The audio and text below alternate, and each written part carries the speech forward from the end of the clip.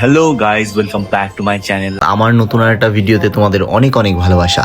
তো গাইজ, এটা হচ্ছে পাহাড়ি রেল। এটা পরে আমরা মেইন পয়েন্টে যাচ্ছি, পাহাড়ের উপরে যাচ্ছি। এটা একদম ছোট একটা 3 থেকে 4টে বগি রয়েছে বোধহয়। অ্যাড লাগাতে এসে আমি প্রথম দেখলাম রেলের কর্মীরা অ্যাড লাগাচ্ছে। জাপানে আমি প্রথম দেখলাম রেলের কর্মীরা অ্যাড লাগাচ্ছে, তারপর চলন্ত ট্রেনে। আর আমাদের ওখানে তো এসে এরকম দেওয়ালের মধ্যে পোস্টার চেপে দিয়ে চলে যায়, এক রাতে বশীকরণ, বউ বশীকরণ, ওর বউ বশীকরণ, বৌদি বশীকরণ।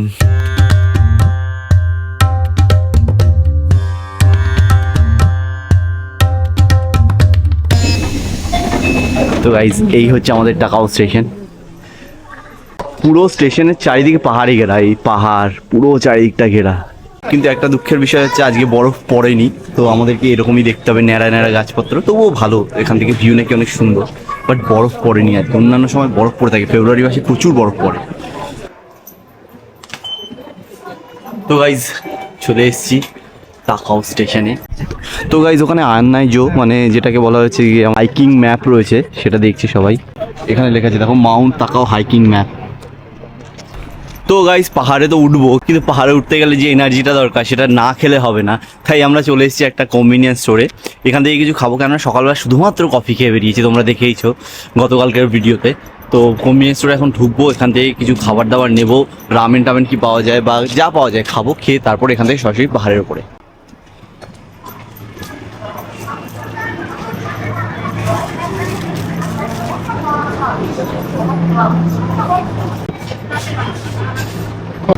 তো গাইজ, একটা অনিগিরি নিলাম। তো গাইজ, এখন রেজিস্ট্রেশন রেডি দিয়ে দিয়েছি।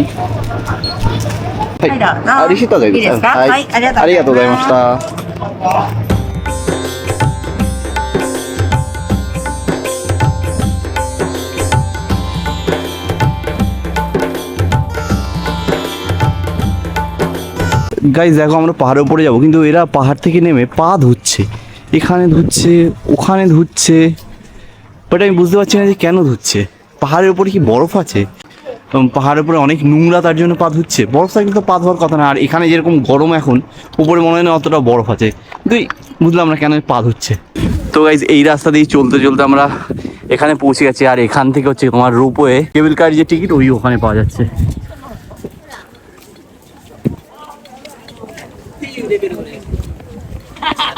তো গাইজ, এখানে দু রকমের রোপওয়ে আছে। একটা হচ্ছে এরকম চেয়ারের মধ্যে বসে যাওয়া, আর একটা রকম ট্রেনই ঝুলে ঝুলে যাবে। তো আর যাওয়ার সময় আমরা এটাই যাচ্ছি, আসার সময় আমরা এটাই আসবো। তো গাইজ, আমরা টিকিট কাটছে।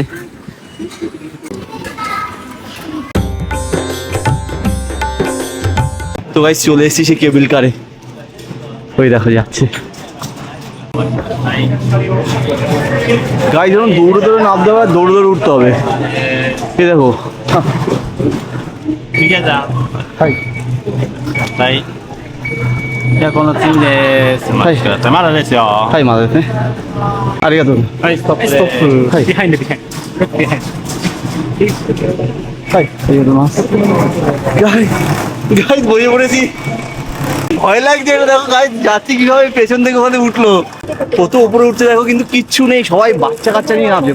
বাচ্চা গাইজ, এখান থেকে যদি কেউ পড়ে, মানে ধরো এখান থেকে দুম করে পড়ে গেলাম, পুরো গড়াতে গড়াতে গড়াতে ওটা একদম নিচে নেমে পড়ে যাবো। আমি জানি না, জাপানে এরকম আনসেফ জিনিস প্রথম দেখলাম। এটা কিন্তু প্রচন্ড আনসেফ লাগে। গাইজ, ওই দেখো সবাই এবার যাচ্ছে, যদি বাচ্চারা চড়ছে, কিন্তু তবুও জিনিসটা কিন্তু আনসেফ। ধরো আমি বাচ্চাটাকে নিয়ে বসলাম, তো একটু এদিক ওদিক করলেই পড়ে যাবে, ঝুলছেও খুব।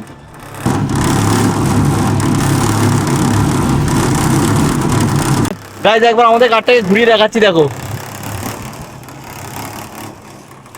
গাইজ, এখানে একটা দুটো না, কত যে রোপওয়ে পরপর আসছে আর যাচ্ছে। এটাকে দৌড়ে দৌড়ে ধরতে হবে, আমাদের নাগরদোলনার মতন। কাঠের নাগরদোলনা তোমরা চড়েছো কিনা আমি জানি না, বাট আমাদের ওখানে কল্যাণীতে এরকম 3-4টে মেলা হয় বড় বড়, তার মধ্যে সতীমা মেলা একটা বড়। তো সতীমা মেলায় অনেক আগে কাঠের নাগরদোলনা আসতো, ওই কাঠের নাগরদোলনার মধ্যে এরকম দৌড়ে গিয়ে উঠে পড়তে হতো। ছোটবেলায় তো এসব করছি, কিন্তু এখন এইসব ভয় লাগছে পুরো। পাহাড়ে উঠছি রোপওয়ে চড়ে। গাইজ, উপরে দেখো তারটা, এই দেখো গাইজ, এগুলো হচ্ছে এক একটা পোল থেকে পোলে চেঞ্জ হচ্ছে। দেখো তোমাদের তারটা দেখাই গাইজ, ওই দেখো তারগুলোর উপরে কিন্তু চাকা ঘুরছে না, তারগুলো কিন্তু এমনি এরকম তারের মধ্যে বাধা রয়েছে, দেখে আমি এতদিন এইগুলো সম্বন্ধে জানতাম না। দেখো দেখো চেঞ্জ হচ্ছে, দেখো এবার এই জায়গাটা চেঞ্জ হওয়ার সময় কাঁপছে করে গড় গড় গড় করে।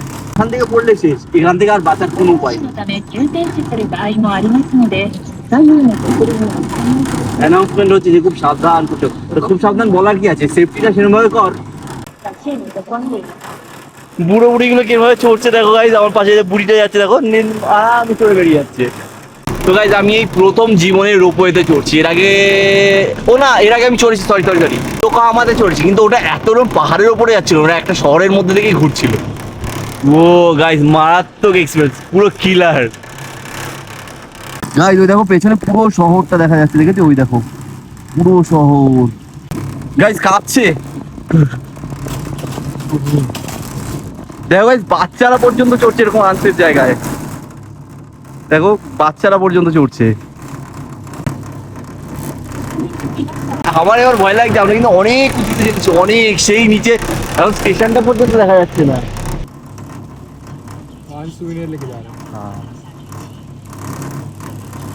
তো গাইজ ফাইনালি পৌঁছে গেছি, এতটা রাস্তা আসার পর পৌঁছালাম। এবার দেখো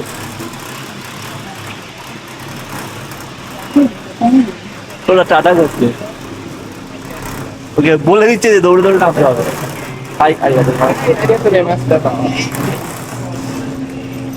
গাইজ নেমে পড়লাম, গাইজ তোমাদের দেখাচ্ছি কিভাবে নামছে লোকজন, দেখো এই হচ্ছে সেই রোপওয়ে, ওই দেখো দৌড়ে দৌড়ে নেমে গেল। গাইজ কত উঁচুতে, ওই দেখো। তো গাইজ ওখান থেকে আবার আরেকটা জায়গায় যাচ্ছে উপরে, এই সাইডে দেখো পুরো পাহাড়, সব বসে বসে পাহাড়ের সিনের মজা নিচ্ছে। আমার মাকে নিয়ে আসলে ভালো হতো, কারণ এখানে কেবিল কার রয়েছে, আমার মা খুব সুন্দর উঠতে পারবে। এ দেখো গাইজ দূরবীন দিয়ে দেখছি, কিন্তু 100 টাকা নেয় দূরবীন দিয়ে দেখার জন্য। এর জন্যই তখন দাঁড়িয়ে খাবারটা খেয়ে নিলাম, নাহলে পাহাড়ে চড়তে অবস্থা পুরো খারাপ হয়ে যায়। খিদে পেটে ভাবো যদি এরকম পাহাড়ে চড়তে হতো তাহলে কী অবস্থা হতো। তো গাইজ প্রথম সাইট সিনে চলে এসেছি, দেখো জায়গাটা মাউন্ট, এই যে এটা জাপানিজে লেখা আছে মাউন্ট তাকাও ইয়ামা, ঠিক আছে তো। আর গাইজ এখান থেকে পাহাড় দেখো, ও পুরো পাহাড় আর পাহাড়, পুরো পেছনটা চারিদিকে কত উঁচু, দেখেছো কত উঁচু।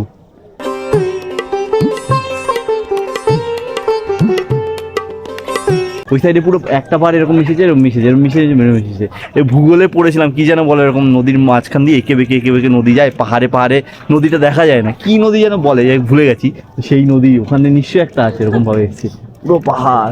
গাইজ এখনো পর্যন্ত হাফ উঁচুতে রয়েছে, আরো উপরে উঠতে হবে, তাহলে উপর থেকে ভাবো আরো কত সুন্দর হতে পারে জিনিসটা। তো গাইজ দেখো পাহাড়ের উপরে এখানে একটা রেস্টুরেন্ট রয়েছে, কি সুন্দর, ওখান থেকে পুরো ভিউজটা দেখা যাবে, বাট সেরকম দামও হবে, এইসব জিনিস পাওয়া যায়। বাট খেয়ে যখন এসছি আর ওপরে গিয়ে কোনো লাভ নেই।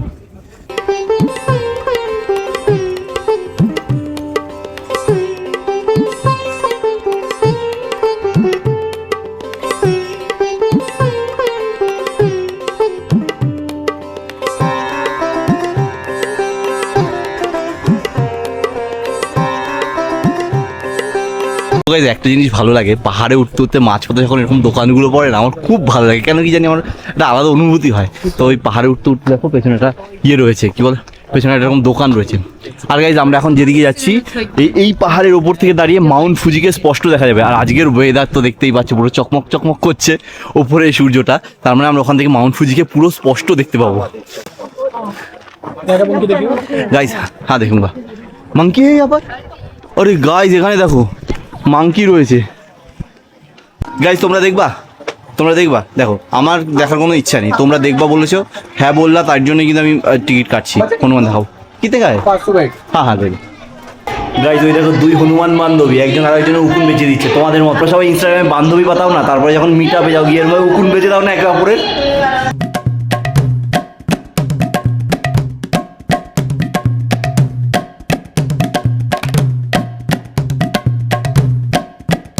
ওই দেখো গাইজ দুটো পুঁচকে বাঁদর একে অপরের সাথে কিরকম বাঁদর করতে, দেখো এমনি কি আর বাঁদর বলে এদের।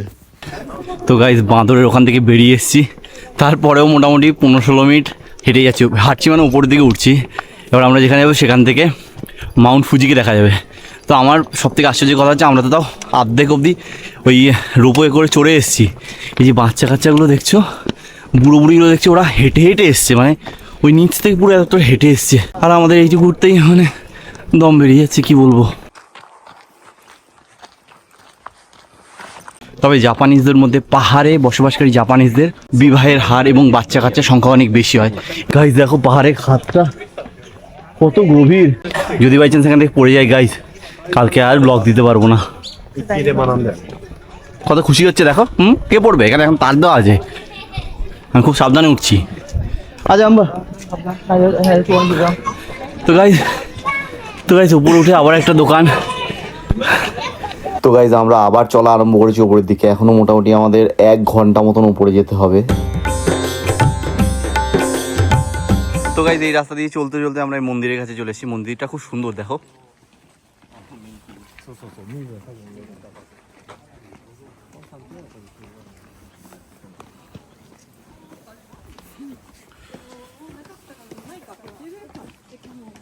এই গাইজ এই ভিডিওটাকে আমি এতক্ষণ এখানে বসে বসে এডিট করছিলাম, আর করতে করতে দেখলাম যে সময় হয়ে গেছে ভিডিওটা আপলোড করার। এখনই আমাকে আপলোডও করতে হবে, আর এখনও অনেকটা বাকি ভিডিওটার। ওই মন্দির থেকে আমার মন্দিরটাও খুব সুন্দর ছিল, মন্দিরের ভেতরটা ঘুরেছি। ওখান থেকে মোটামুটি আরও ধরো 50 মিনিট মতন হেঁটে ওপরে গেছে, আর ওপরের দৃশ্য তো ভাই বলার মতন ছিল। আর জাপানিজরা ফুজি পর্বতকে খুব মানে, বলা হয় যে ফুজিকে সচরাচর দেখা যায় না, তো ওখানে দাঁড়িয়ে যে ফুজিকে দেখতে পায় তার নাকি ভাগ্য খুব ভালো হয়। তো তার কারণ হচ্ছে বেশিরভাগ সময় ওয়েদার এত খারাপ থাকে যে জাপানে মোটামুটি 95% সময় ওখান থেকে দেখাই যায় না, কিন্তু কয়েকটা সময় থাকে যখন ফুজিকে ওর ওপর থেকে দেখা যায়। তো আমরা সেই ভাগ্যবানগুলোর মধ্যে কয়েকজন যারা ওই ফুজিকে ওখানে দাঁড়িয়ে গতকালকে দেখে এসেছি, এবং তোমরাও খুব ভাগ্যবান, তোমরাও কালকে ওটা দেখবে। আর এই ব্লগটা নেক্সট পার্ট আমি আবার পোস্ট করবো। ততক্ষণ পর্যন্ত টাটা, বাই বাই।